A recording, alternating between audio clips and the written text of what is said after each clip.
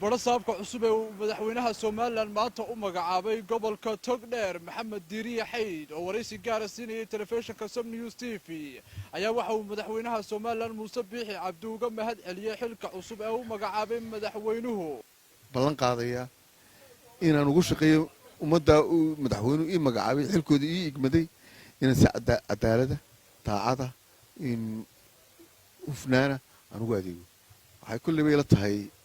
anigu markayga horeba dadka khilaafka la diriraanahay khilaaf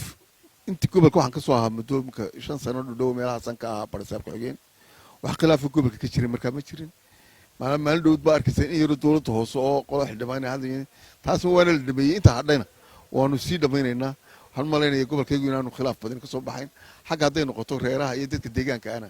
waxa weeyaan waxaan ugu baaqayaa in ay mataqaana sida ay agateena idinku xagga doonista xaggaygu ay idinka ugu timi inay la shaqeysaan anna waxaan idin ballan qaaday inaan midnimadiina ka shaqeeyo kulleeyba wax weeyaan gobolku wuxuu la mid yahay gobolada marka hore xoogaan waan hooda barisaab xogeen banka wixii laga qabtay wixii kale waan ogaa maayer baan ka soo noqday maayer xogeen baan ka soo noqday xildhibaan baan ka soo noqday barisaab xogeen baan ka soo noqday maanta barisaab banka marka waxa ila tahay wixii la tabanayay in la gaarsiin doono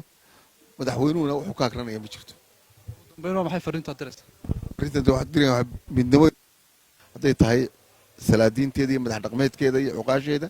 hadday tahay dhalinyaradeeda hadday tahay haweenkeeda hadday tahay culimaadudiinkeeda hadday tahay saxaafadeeda inaynu koo unita ayaynu gobolkeenu uu ku gaadhay waxaanu tabanayna aynu ku gudan karnaa aynaan tafraaruq samaynin aynu mataqaana u midowno danteena